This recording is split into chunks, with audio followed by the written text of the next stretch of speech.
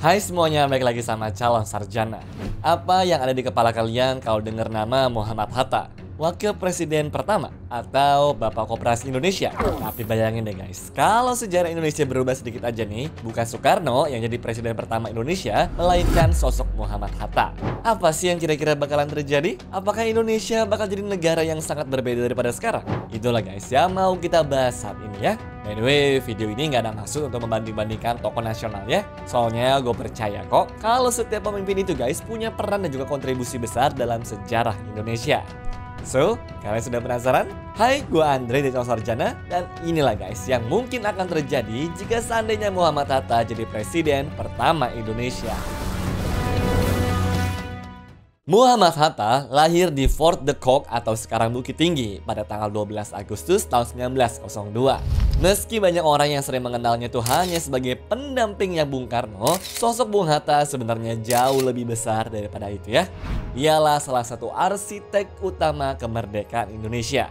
Sejak kecil, Bung Hatta sudah suka membaca buku teman-teman, lalu juga suka berdiskusi dan juga punya cita-cita yang tinggi. Perjalanan hidupnya pun membawanya kuliah ke Belanda ya. Di sana dia bukan cuma belajar ekonomi, tapi juga memperjuangkan kemerdekaan Indonesia di forum-forum internasional dan bahkan sebelum negara kita bernama Indonesia. Nah, di usia 25 tahun, Bung Hatta ini faktanya sudah jadi pemimpin dalam forum anti kolonialisme di Brussels sana loh. Dirinya juga nulis pidato pembelaan terkenal berjudul Indonesia Vrij, yang artinya adalah Indonesia Merdeka teman-teman. Saat dia diadili di Belanda pada tahun 1928 karena dianggap menghasut melawan pemerintah kolonial.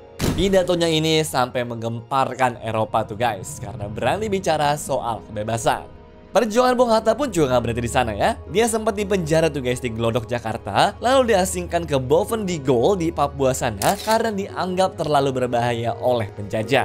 Tapi di pengasingan pun ya semangat Hatta tuh nggak pernah padam teman-teman. Dia tetap rajin membaca, menulis dan juga terus berjuang deh pokoknya.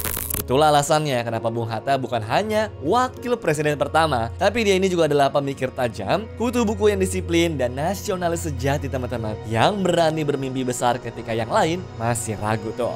Nah, sekarang pertanyaannya, apa yang bakal terjadi kalau Muhammad Hatta menjadi presiden pertama Republik Indonesia? Hal yang mungkin paling kelihatan adalah Papua. Ya, Papua mungkin sudah jadi negara sendiri teman-teman. Papua bisa merdeka karena Bung Hatta secara tegas menolak teman-teman untuk masukin Papua ini ke dalam wilayah Indonesia. Dalam berbagai sidang termasuk BPUPKI pada tahun 1945, Bung Hatta berpendapat bahwa Papua itu berbeda secara etnis dan tidak memiliki dasar historis maupun etnologis untuk digabungkan ke Indonesia. Intinya dia menilai guys, masukin Papua akan bikin Indonesia dicap sebagai imperialis, sama kayak Belanda yang menjajah Indonesia. Tapi bukan berarti nolak begitu ya. Dia membuka kemungkinan Papua untuk bergabung dengan Indonesia kok, kalau itu benar-benar merupakan keinginan dari rakyat Papuanya sendiri dan bukan karena dipaksa oleh pemerintah Indonesia. Sikapnya ini konsisten deh teman-teman, karena saat terjadi perundingan dengan Belanda pada tahun 1949, Bung Hatta lebih memilih menunda pembahasan status Papua dan tidak memaksakan klaim atas wilayah itu.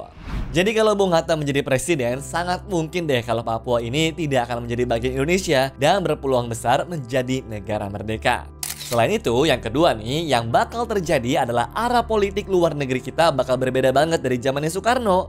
Ya, kalau kita lihat di zaman Soekarno, dia itu dikenalnya sebagai sosok yang ngelawan arus dan berani menantang negara-negara barat kan? Terlihat tuh teman-teman dari keputusan Indonesia waktu mutusin buat keluar dari PBB dan membentuk organisasi internasional baru bernama CONIFO yang beranggotakan negara-negara berkembang. Ya, dia bikin organisasi ini untuk nandingin PBB tuh yang sudah dianggap dikuasai oleh negara-negara adidaya kaya seperti Amerika Serikat. Dan karena Indonesia jadi tuan rumahnya, Soekarno membangun kompleks gedung besar di Jakarta yang kini dikenal sebagai gedung MPR, DPR, DPD yang awalnya direncanakan tuh guys sebagai markasnya CONIFO. Dari sini aja kelihatan kan kalau sosok dari Soekarno itu suka melawan arus dan juga berani menantang negara-negara barat. Tapi Bung Hatta berbeda teman-teman. Dia lebih suka berdiplomasi ataupun bahasa gaulnya nih, ngomong baik-baik lah untuk nyari jalan tengahnya ya.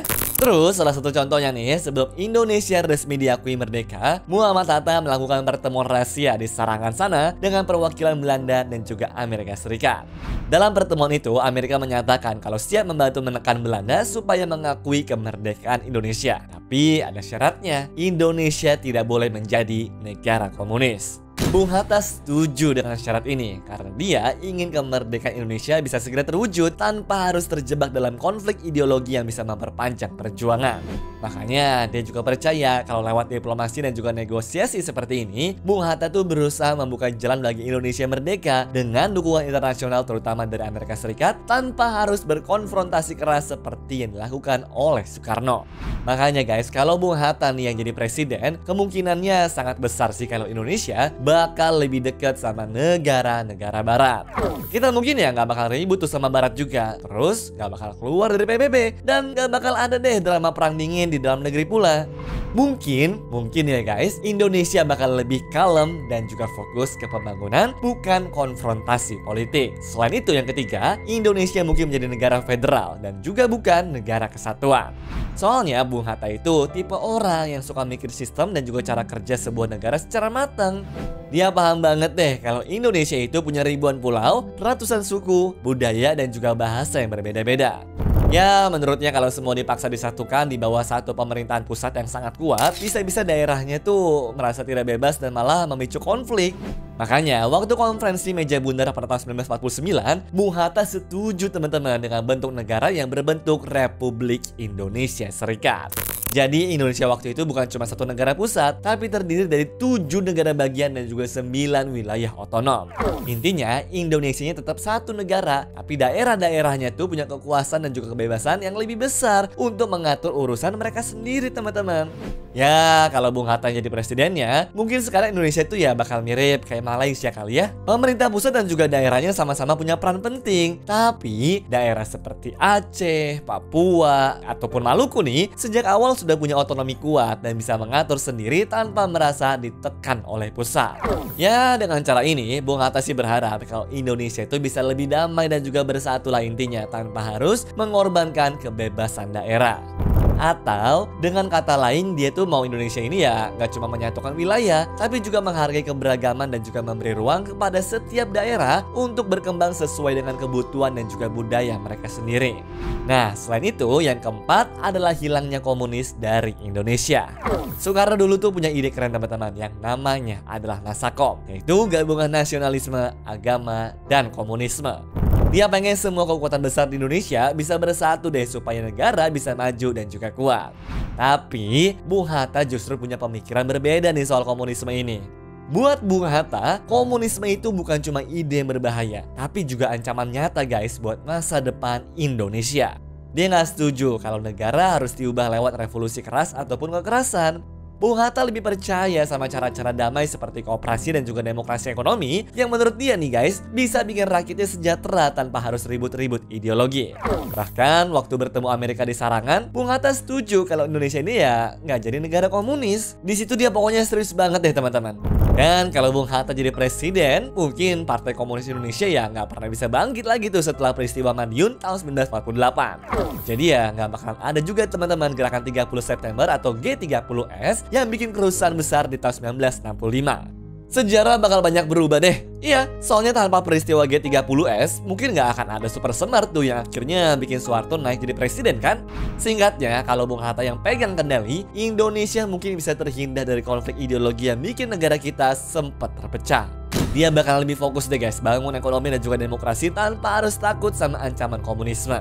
Dan terakhir atau yang kelima adalah gaya kepemimpinan yang berbeda. Jadi begini guys, Soekarno itu pengen banget tunjukin kepada dunia nih kalau Indonesia adalah negara besar dan juga berpengaruh. Makanya beliau tuh bikin banyak sekali proyek gede-gedean kayak Stadion GBK, monumen-monumen megah, dan acara-acara internasional yang heboh juga. Tujuannya apa? Ya supaya Indonesia itu ya dilihat sebagai kekuatan baru di dunia dan bukan cuma negara baru biasa. Tapi lagi-lagi Bung Hatta itu punya pandangan yang berbeda. Buat dia, membangun bangsa itu bukan cuma soal bangunan besar atau acara megah ya, tapi lebih ke hal-hal dasar teman-teman yang langsung dirasakan sama rakyatnya sehari-hari. Kayak pendidikan yang merata, makanan yang cukup buat semua orang, dan ekonomi yang kuat juga dari bawah. Dia percaya deh guys kalau pondasi ini yang paling penting supaya negara tuh bisa maju dan rakyatnya sejahtera. Nah, kalau Bung Hatta jadi presiden, mungkin Indonesia itu ya nggak bakal ribut-ribut lah sama negara-negara barat dan nggak bikin ketegangan yang bikin ekonomi negara juga jadi tertekan. Hubungan luar negeri Indonesia kayaknya juga bakal lebih damai dan stabil deh. Ya mungkin memang guys, kemajuan Indonesia tuh bakal terasa lebih pelan dibandingkan dengan zaman Soekarno ya, yang penuh gebrakan besar. Tapi kayaknya hasilnya bisa lebih awet karena fokusnya ke pemberdayaan rakyat dan bukan cuma pencitraan kan? Mungkin buat gambarin bedanya nih, Bung Hatta itu pengen Indonesia tumbuh dari dalam dulu biar akarnya tuh kuat dan gak gampang goyah.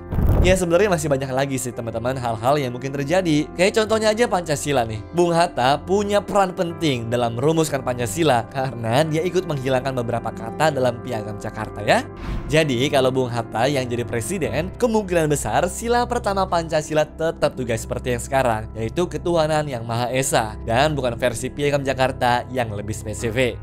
Ini menunjukkan kalau sikap Bung Hatta yang sangat moderat meski dia berasal dari keluarga ulama ya. Bahkan banyak yang bilang juga kalau tingkat moderasi Bung Hatta itu lebih tinggi daripada Gus Dur yang terkenal sangat toleran. Banyak yang percaya juga teman-teman kalau Bung Hatta yang memimpin, Indonesia itu bisa lebih cepat maju secara ekonomi dan bahkan mungkin seperti Jepang di tahun 1970-an ya. Dengan sumber daya alam yang melimpah dan juga kepemimpinan yang bersih, Indonesia bisa tumbuh lebih cepat dan juga stabil. Nah, bukan berarti nggak ada konflik ya. Karena kedekatan Hatta dengan Belanda dan juga sikapnya yang sangat moderat, mungkin militer Indonesia itu tidak akan terlalu menyukai dirinya. Militer yang kuat dan juga nasionalis mungkin merasa kurang puas teman-teman dengan pendekatan diplomasi dan juga moderasi dari Bung Hatta. Ya, segitu aja kali ya kemungkinannya. Kalau mau menarik kesimpulannya, jika Muhammad Hatta menjadi presiden pertama Indonesia, arah kebijakan negara tuh kemungkinan besar akan lebih moderat dan juga pragmatis nih. Lalu akan fokus juga pada diplomasi, terus pembangunan ekonomi, dan penolakan terhadap komunisme. Tapi meskipun pendekatan ini dapat menghindarkan Indonesia dari konflik besar, tantangan dalam menjaga kesatuan nasional dan juga integrasi wilayah tetap menjadi isu penting tuh teman-teman yang harus dihadapi ya. Cuma pada akhirnya ngebayangin Bung Hatta sebagai presiden pertama bukan berarti merendahkan peran Soekarno ya, atau begitupun sebaliknya. Menurut gue, keduanya adalah sahabat sejati yang saling melengkapi. Soekarno dengan semangat revolusionernya dan Bung Hatta dengan pemikiran diplomatis serta ekonominya. Tanpa keduanya, kemerdekaan Indonesia mungkin hanya tinggal mimpi belaka. Anyways, cukup sampai di sini ya guys video hari ini. Sampai jumpa di video selanjutnya. Dah.